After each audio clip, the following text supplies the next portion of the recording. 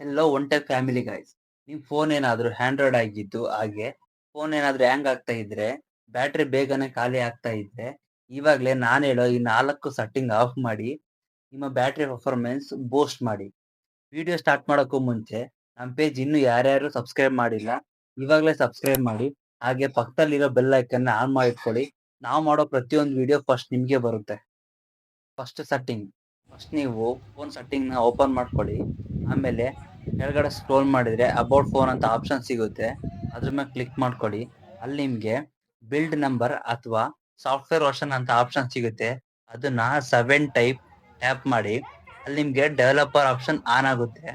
Back ಬನ್ನಿ. ಅಲ್ಲಿ ಕೆಳಗಡೆ ಸ್ಕ್ರೋಲ್ ಮಾಡಿದ್ರೆ ಡೆವಲಪರ್ ಆಪ್ಷನ್ ಕಾಣುತ್ತೆ. ಅಲ್ಲಿ ಕ್ಲಿಕ್ ಮಾಡಿದ್ಮೇಲೆ ಕೆಳಗಡೆ ಸ್ಕ್ರೋಲ್ ಮಾಡಿದ್ರೆ ಅಲ್ಲಿ ನಿಮ್ಗೆ 3 ಆಪ್ಷನ್ ಕಾಣುತ್ತೆ.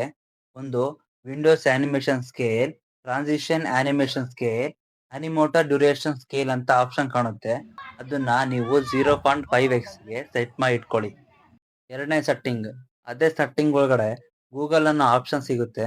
ಅದನ್ನ ಕ್ಲಿಕ್ ಮಾಡ್ಕೊಳ್ಳಿ. ಅಲ್ಲಿ ಆಲ್ ಸರ್ವಿಸ್ ಅಂತ ನಿಮ್ಗೆ ಕಾಣುತ್ತೆ. ಅದನ್ನ ಕ್ಲಿಕ್ ಮಾಡ್ಕೊಳ್ಳಿ. ಕಡೆ ಸ್ಕ್ರೋಲ್ ಮಾಡಿದ್ರೆ ಪರ್ಸನಲೈಸ್ ಯೂಸಿಂಗ್ ಶೇರ್ಡ್ ಡಾಟಾ ಅಂತ ಕಾಣುತ್ತೆ. ಅದನ್ನ ಕ್ಲಿಕ್ ಮಾಡಿ. ಅಲ್ಲಿ ಬೇಡದಿರೋ ಆಪ್ಸ್ ರನ್ನಿಂಗ್ ಆಗ್ತಾ ಇರ್ತವೆ. ನಿಮ್ಗೆ ಯಾವ್ದು ಬೇಡ ಅದನ್ನ ಆಫ್ ಮಾಡಿ ಇಟ್ಕೊಳ್ಳಿ.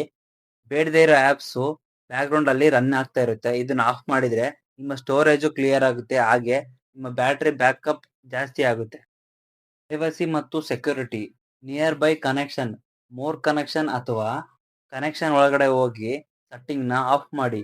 ಇಲ್ಲ ಅಂದ್ರೆ ಪಕ್ಕದಲ್ಲಿರೋ ಡಿವೈಸ್ಗೆ ಆನ್ ಆಗ್ಬೇಕಂತ ನಿಮ್ಮ ಬ್ಯಾಟ್ರಿನ ಬೇಗನೆ ಖಾಲಿ ಮಾಡೋ ಚಾನ್ಸಸ್ ತುಂಬಾ ಜಾಸ್ತಿ. 4ನೇ ಸೆಟ್ಟಿಂಗು.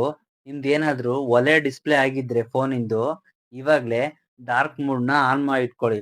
ಯಾಕಪ್ಪ ಅಂದ್ರ ಅದರಿಂದ ನಿಮ್ ಬ್ಯಾಟ್ರಿ ಲೈಫ್ ತುಂಬಾನೇ ಇಂಪ್ರೂವ್ ಆಗುತ್ತೆ. ಅಯ್ಯೋ ನಿಮ್ಗೆ ಹೆಲ್ಪ್ ಆಗುತ್ತೆ ಅಂತ ಅನ್ಕೊಂಡಿದೀನಿ.